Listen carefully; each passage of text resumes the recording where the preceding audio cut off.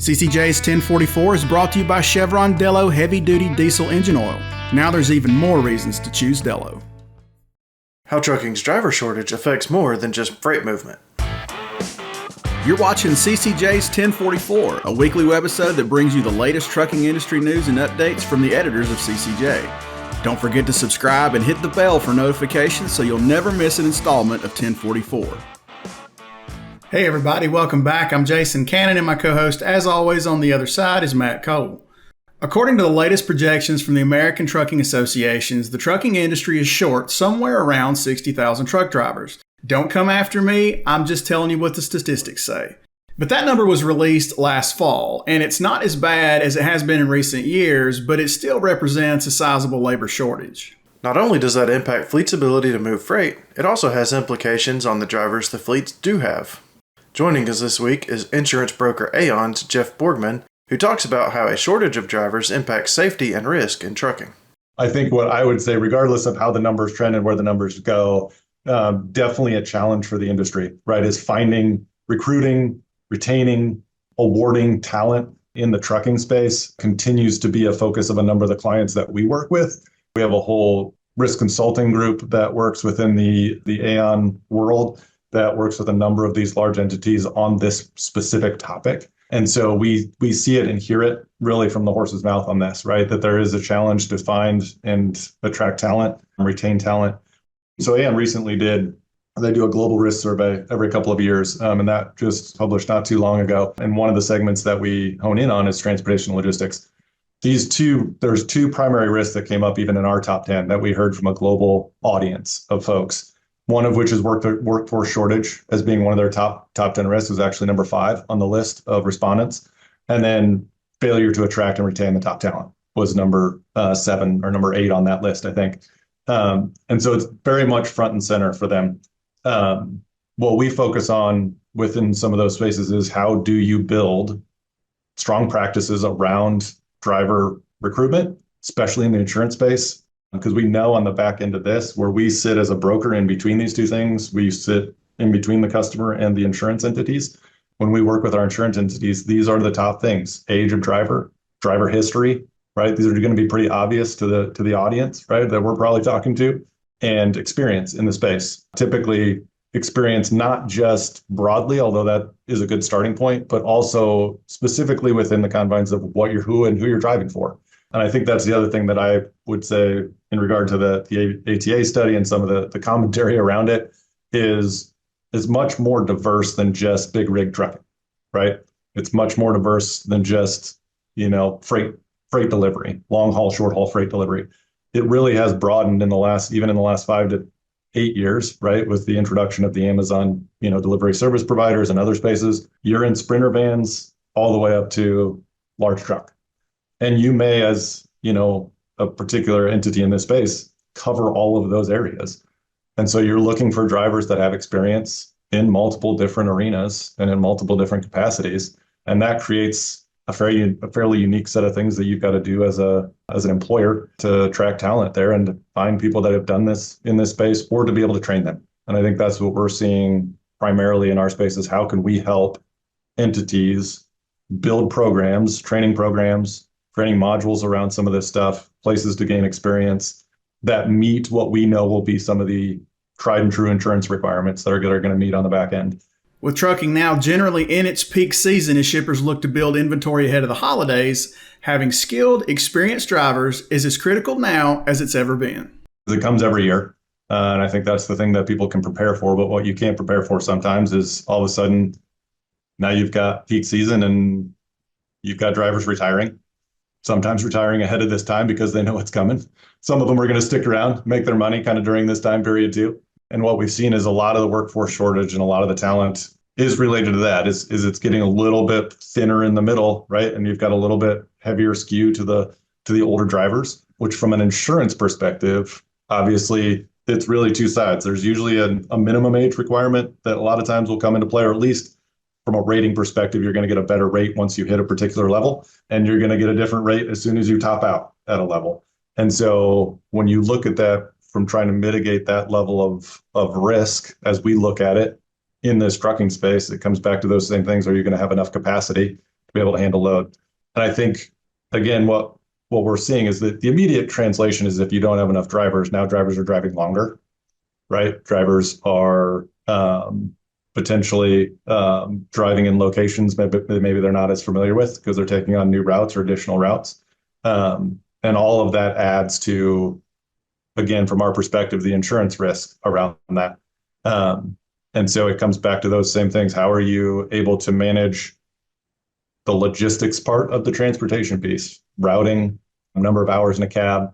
How can you mitigate some of that? How can you find ways to recruit short-term driving scenarios, which again gets just as tricky because the same pool a lot of times is going to be in that space as is going to be in the long term or looking for a career in the space. And you're just trying to find a lot of that. And so what we're seeing is a lot more coordination between the different parts of the supply chain to mitigate this particular risk, right? It's not just on, a small fleet trucking entity to try and go find a driver sometimes now. Now they're leveraging their relationships with freight brokers. They're leveraging their relationships with large entities that are moving freight to try and help mitigate some of the shortage and some of the supply opportunities that are coming. And you're saying a lot larger entities take on more of that logistics practice than outsourcing it to try and build their own, basically, programs or sections of their company that can handle their shipping needs.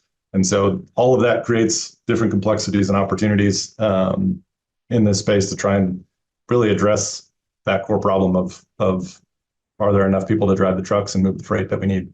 While every fleet's goal is to be safe, the freight still has to be delivered. Jeff talks about what fleets can do to mitigate risk after a quick word from 1044 sponsor, Chevron Lubricants. We serve customers from Birmingham, Alabama to the Gulf Coast, so our people and our trucks are booked solid all day. There is no slack in our schedules. These trucks can't break down. I choose an engine oil that takes care of the number one issue with our engines, emissions, so we don't have to worry about DPF clogging. I choose the engine oil that keeps our trucks hauling. I choose Delos 600 ADF. I think what we've seen and what we've tried to advocate for in different spaces is utilizing the tools available that are out there today that are proving much more capable than they maybe even were 5 years ago. A lot of this maybe comes down to it's not just a technology question because this is a people business, right? You need a person in the truck driving it. I know there's lots of conversation around autonomous trucking and other things like that, whole different topic conversation, which I still think we're a long ways from because it's still going to be somebody in that cab that's moving the freight. So, well, again, we advocate for looking into leveraging telematics information in companies because not only does that help, one, train drivers, because you can use it as a training tool. You can help mitigate safety because you got a lot of information and data that you wouldn't have available to you otherwise to help manage some of that. You also get the opportunity to see some more visibility into things like routing, time of day delivery, where are the safest routes to take and leveraging that information that a lot of these companies are starting to build good repertoires and reservoirs of.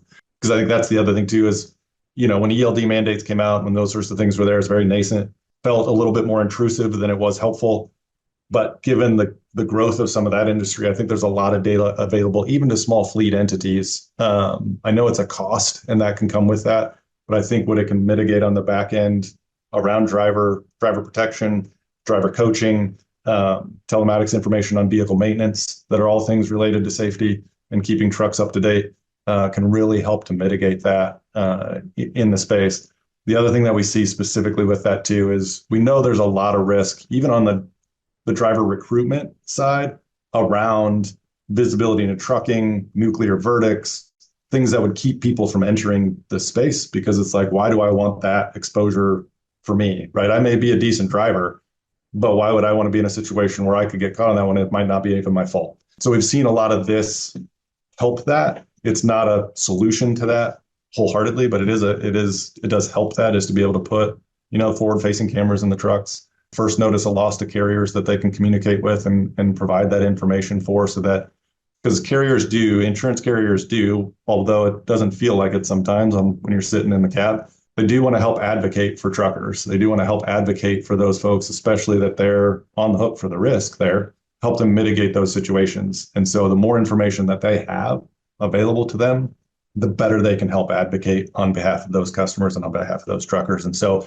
we do see a lot of that in leveraging that data, leveraging those things, some of those larger entities to be able to do that. And then finding spaces, whether it's industry associations, whether it's, various state and local municipalities that may help with this, like where can you pool some of those resources together to help driver training, driver recruitment, and have some affinity groups that are trusted. I think that's the biggest thing in the industry is a lot of times you see entities that come in that maybe just don't have the level of expertise or have the level of relationship with a lot of these folks. But where can you find some trusted entities that you can leverage to help build that rapport and platform for you? Because they are out there. They're starting to pop up a little bit more and more.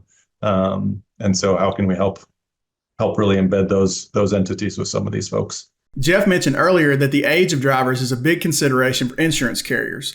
With regulators testing lowering the minimum interstate driving age from 21 to 18, he's hopeful that may change. I think you're seeing openness to it, right? Trucks and rental cars, you have to be 25. Not sure why, but like that's, obviously there's lots of data and background to that. These insurance companies have lots of history and experience in this space. So it's not that they don't have the data to back this up. There are some entities definitely out there, especially you're seeing a lot more creativity, I would say, in the insurance spaces around the offering of insurance on two parts. One is to help figure out, is there a way to solve for losses and claims in the insurance space? Because that's still going to be the driver of the insurance costs for everybody on this side. And then what are the key factors related to that specifically? Driver age has always been one of the leading indicators of that. But I think what you're starting to see is that the availability of this data, going back a little bit to the telematics information and some other things, is there's things that we can see on the insurance side of the equation that we didn't see before, right? So you could have a really good 21-year-old that could drive a truck, right? They have better reaction times, they have better instincts sometimes, right? Than a much, much older driver or on the older age spectrum of this, just on part of that. And you can see that reflected in the data. So I think you're starting to see some, especially if you can get certified programs coming out of this and you can partner with some of these folks to have some, and I think that's one of the things the trucking industry has going for it is it gets put into the blue collar category most regularly, right? But there's more restrictions in the trucking space and barriers to entry into the trucking space to qualify people for it, right? Than I think people understand. And so you have to get a CDL, you have to go through the training exercise, you have to go through the various programs and certifications. Typically, there's requirements for brokering loads that you have to pass in order to get there. Sometimes those are just thresholds. And so to leverage all of that information, I think you are seeing some more openness to say, yeah, we're open to bringing those numbers down. And I think there'll be some creative solutions in that space, especially if you require telematics and safety programs. If you can leverage that with specific insurance carriers or smaller entities that have a bit more flexibility with their product offerings, because that's the other thing that we have on the insurance side, much like trucking, very heavily regulated, right? So it's very difficult to make change at state levels and then to make that national. And so what you're starting to see is more people pop up in some surplus line spaces to offer insurance product. Does create a little bit of additional risk for the trucking entities on that side, because sometimes those are harder to get through the various entities that they're working with.